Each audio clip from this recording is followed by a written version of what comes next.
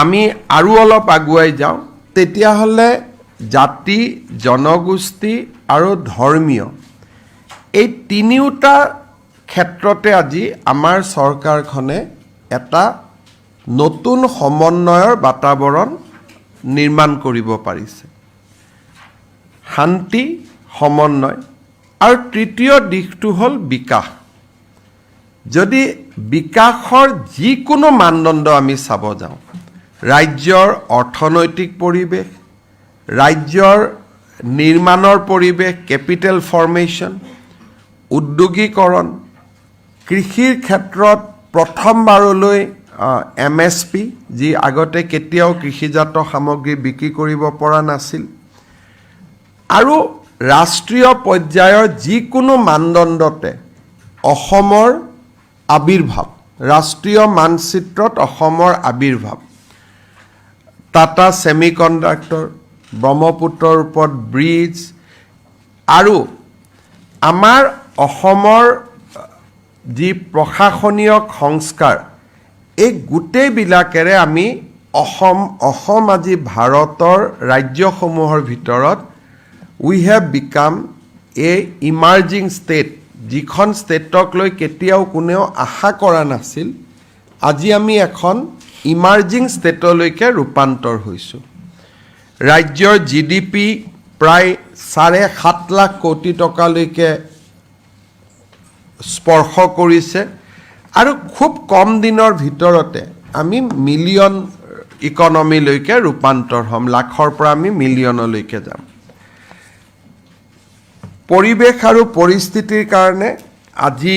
যিটো সময়ত আমাৰ সেনা বাহিনীৰ জোৱানসকলে যুদ্ধ ক্ষেত্ৰত ভাৰত মাতৃৰ সন্মানৰ কাৰণে সুৰক্ষাৰ কাৰণে নিজৰ জীৱনপণ দিছে সেই সময়ত মই বহুত বেছি আমাৰ সাফল্যৰ কথা ক'ব বিচৰা নাই আপোনালোকক এখন আমি বুকলেট দিছোঁ আৰু যোনে যি বিভাগৰ পৰিৱৰ্তন খুজি মই যদি কৈ যাওঁ মেডিকেল কলেজ কিমান হ'ল ৰাস্তা কিমান হ'ল দলং কিমান হ'ল probably it will B A endless list কিন্তু আজিৰ দিনটোত বহুত বেছি আমাৰ মনতো ভাল নালাগিব কাৰণ for this you need a occasion এটা পৰিৱেশো লাগে পৰিস্থিতিও লাগে আৰু স্বাভাৱিকভাৱে আজিৰ দিনটো সেই পৰিৱেশো নহয় সেই পৰিস্থিতিও নহয় সেইকাৰণে তিনিটা মই মেক্ৰ' কথা ক'ব খুজিছোঁ ৰাজ্যৰ জীৱনলৈ ঘূৰি অহা অপাৰ শান্তি জাতি জনগোষ্ঠী ধৰ্ম সম্প্ৰদায়ৰ মাজত সমন্বয় আৰু বিকাশৰ নতুন দুৰন্ত গতি এই তিনিওটা দিশ আজি আমি অসমক ভাৰতৰ এখন অগ্ৰগামী ৰাজ্যৰ মাজলৈ লৈ যাব পাৰিছোঁ আৰু এইখনে এখন চৰকাৰ যিখন চৰকাৰৰ বিৰুদ্ধে আমাৰ অফিচাৰে হওক আমাৰ কাৰ্যপ্ৰণালী হওক বা কতোৱেই প্ৰশ্নবোধক চিন আনিব পৰা কাম যোৱা 4টা বছৰত চৰকাৰৰ মন্ত্ৰীৰ পৰা বিষয়ালৈকে কোনেও নকৰাকৈ আমি এটা স্বচ্ছ প্ৰশাসনৰ মাজেৰে আমি সময় পাৰ কৰিছোঁ মই অসমবাসী ৰাইজৰ পৰা আশীৰ্বাদ বিচাৰিম যে আমি প্ৰতিটো পল প্ৰতিটো ক্ষণ প্ৰতিটো মুহূৰ্ত আপোনালোকৰ সেৱাৰ বাবে উৎসৰ্গিত আৰু অনাগত এটা বছৰত আৰু তাৰ পিছতো বহু বছৰলৈ আমি আপোনালোকক সেৱা কৰিব খোজোঁ আপোনালোকৰ আমি আশীৰ্বাদ বিচাৰিছোঁ আজিৰ দিনটোত মই অত্যন্ত কৃতজ্ঞতাৰে সৈতে প্ৰধানমন্ত্ৰী নৰেন্দ্ৰ মোদী ডাঙৰীয়াক ধন্যবাদ আৰু শুভেচ্ছা জনাম অসমবাসী ৰাইজৰ কৃতজ্ঞতা জনাম অসমীয়াক ধ্ৰুপদী ভাষাৰ পৰা চৰাইদেউক বিশ্ব ঐতিহ্য ক্ষেত্ৰলৈ ঝুমুৰ বিহুক আপোন কৰি লোৱা অসমৰ বিহুৱানখনক নিজৰ ব্যক্তিত্বৰ লগত সমাহিত কৰি লোৱা আৰু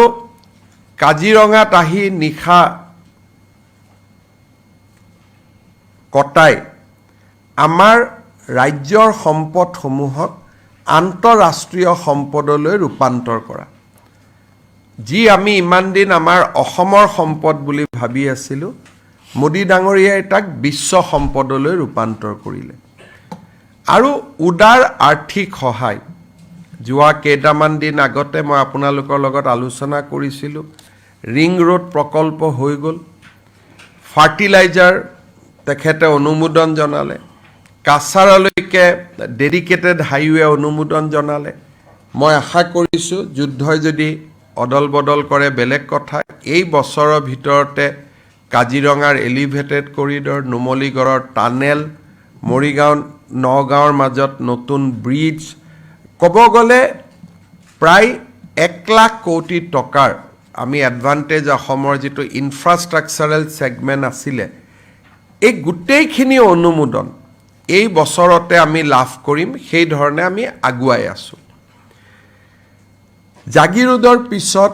এতিয়া দুটা বৃহৎ প্ৰাইভেট ইনভেষ্টমেণ্ট ৰূপসী আৰু চাপৰত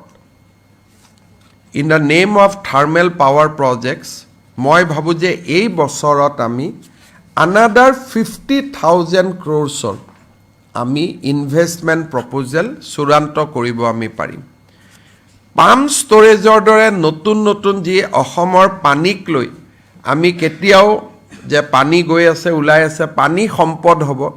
কাৰ্বি আলং ডিমা হাছাও বা আন পাহাৰৰ পৰা নামি অহা পানী আমি সৌৰ শক্তিক সেই পানীত ষ্ট'ৰ কৰি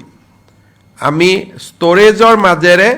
গধূলিৰ কাৰণে ইলেক্ট্ৰিচিটিলৈ নিৰ্মাণ কৰা য'ত 18,000 কোটি টকা ব্যয় হ'ব তেনেকুৱাও নতুন দুটা প্ৰকল্প মই ভাবোঁ যে উদ্যোগীকৰণৰো ডাঙৰ ভেটি এটা আমি নিৰ্মাণ কৰিব পাৰিছোঁ ইয়াক আমি আগুৱাই লৈ যোৱাৰ প্ৰয়োজন আছে প্ৰধানমন্ত্ৰী ডাঙৰীয়াই আশীৰ্বাদ কৰাৰ কাৰণে আমি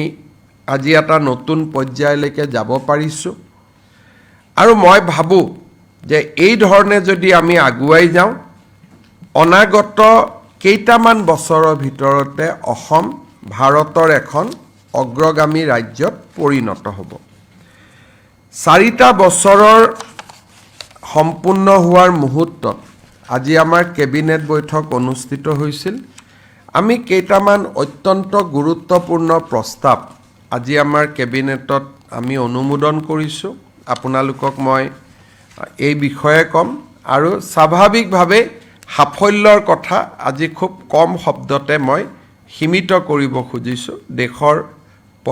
বিশেষ পৰিস্থিতিৰ পটভূমিত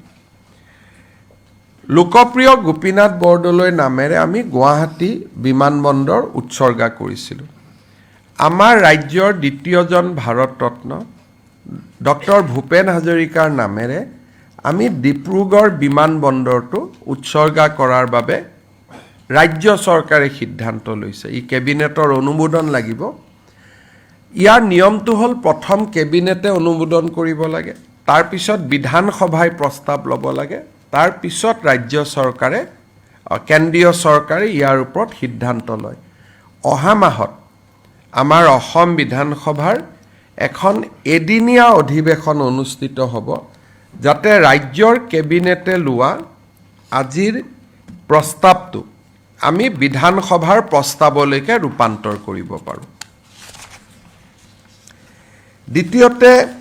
আজি আমাৰ কেবিনেটত আৰু কেইটামান আমি গুৰুত্বপূৰ্ণ সিদ্ধান্ত গ্ৰহণ কৰিছোঁ এটি কলি দুটি পাত এই শীৰ্ষক আমি আঁচনি এখন আজি কেবিনেটে অনুমোদন দিছোঁ যাৰ জৰিয়তে অসমৰ চাহ বাগিচাৰ প্ৰতিগৰাকী পাৰ্মানেণ্ট এমপ্লয়ী আৰু টেম্পৰাৰী এমপ্লয়ী আমি এই বছৰত চাহ উদ্যোগে 200 বছৰ সম্পূৰ্ণ কৰাৰ পৰিপ্ৰেক্ষিতত 5,000 টকা আমি তেওঁলোকলৈকে এটা এককালীন সহায় আমি আগবঢ়াম আপোনালোকে জানে যে আমাৰ ৰাজ্যত অসম চৰকাৰৰ লগতে আন কেইবাটাও সংস্থাই একেলগে কাম কৰে কিন্তু কৰবাত ৰাজ্য চৰকাৰৰ কৰ্মচাৰী সমান তেওঁলোকে সুবিধা নাপায় আজি আমাৰ ৰাজ্য চৰকাৰৰ কেবিনেটে আপোন ঘৰ আপোন বাহন য'ত নেকি 30 লাখ টকালৈকে ঘৰ বনাবৰ পৰা বেংকৰ পৰা লোন পায় আৰু আপোন বাহন যাৰ জৰিয়তে 8 লাখ টকালৈকে গাড়ী কিনিবলৈ লোন পাই ষ্টেট গভৰ্ণমেণ্ট গ্যাৰেণ্টি হৈ থাকে এই আঁচনিখন আমি নেশ্যনেল হেল্থ মিছন সৰ্বশিক্ষা অভিযান সমগ্ৰ শিক্ষা অভিযান আৰু অসম যিখন আমাৰ ASTEC science and technology environmental councils আছে শক্তি বিভাগৰ তিনিওটা প্ৰতিষ্ঠান APDCL AEGCLকে ধৰি তিনিওটা প্ৰতিষ্ঠান আৰু যিসকল PSU লাভজনকভাৱে কাম কৰি আছে আসাম গেছ কোম্পানী হওক যিবিলাক আমাৰ প্ৰফিটেবল PSU আছে এই সকলোলৈকে আমি আপোন বাহন আৰু আপোন ঘৰ এই আঁচনিখন আমি দুইখন আঁচনি আমি সম্প্ৰসাৰণ কৰিবলৈ সিদ্ধান্ত লৈছোঁ ৰাজ্য চৰকাৰৰ মাষ্টাৰ ৰোল আৰু ৱৰ্কছাৰ্ছ এমপ্লয়ীসকলে হাউচ ৰেণ্ট এলাউন্স নাপাইছিলে যিসকলক নেকি আমি 2019 চনত বিশেষ কণ্ডিশ্যনত আমি ৰাজ্য চৰকাৰত তেওঁলোকক নিযুক্তি দিছিলোঁ আজি তেনেধৰণৰ মাষ্টাৰ ৰোল ৱৰ্কছাৰ্ছ আৰু কেজুৱেল 13,822 গৰাকী কৰ্মচাৰীক আজি আমি